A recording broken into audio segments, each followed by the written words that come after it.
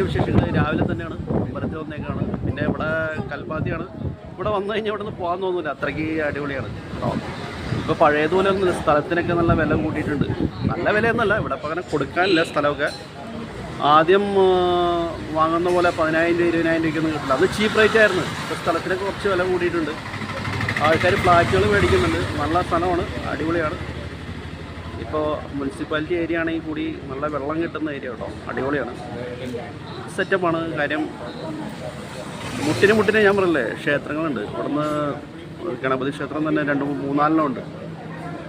സുബ്രഹ്മണ്യ ക്ഷേത്രം, ഗണപതി ക്ഷേത്രം, ശിവക്ഷേത്രം, അങ്ങനെ കുറേ കറങ്ങാനും കുറേ ടെമ്പിൾ ഇവിടെ ഉണ്ട്.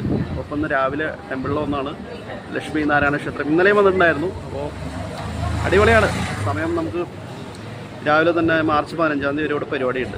കുറേ കാര്യങ്ങൾ, ഓരോ ദിവസവും ഓരോ പരിപാടികളുണ്ട് ഇവിടെ. അപ്പോൾ അങ്ങനെയൊക്കെയാണ് ഇവിടുത്തെ കാര്യങ്ങൾ. അപ്പോൾ ഇവിടെ പാലക്കാട് വന്നിട്ട് കുറച്ച് ദിവസം ഇവിടുത്തെ കാര്യങ്ങളൊക്കെ കണ്ട് കറങ്ങി ഇനി കുറേ സ്ഥലങ്ങളിലേക്ക് പോകാനുണ്ട്. മലമ്പുഴ പോകാനുണ്ട്, അങ്ങനെയുള്ള കുറേ സ്ഥലങ്ങളിലേക്ക് പോകാനുണ്ട്. അപ്പോൾ ഇപ്പോൾ കൽപ്പാത്തിയിലാണ്. അപ്പോൾ അങ്ങനെ ഓരോ ദിവസവും ഓരോ സ്ഥലങ്ങളിലേക്കൊക്കെ പോകും, ഓരോ ക്ഷേത്രങ്ങളിലേക്കും. അപ്പോൾ അങ്ങനെയൊക്കെയാണ്. അപ്പോൾ കാര്യങ്ങൾ കേൾക്കട്ടെ. അപ്പോൾ ഓക്കെ.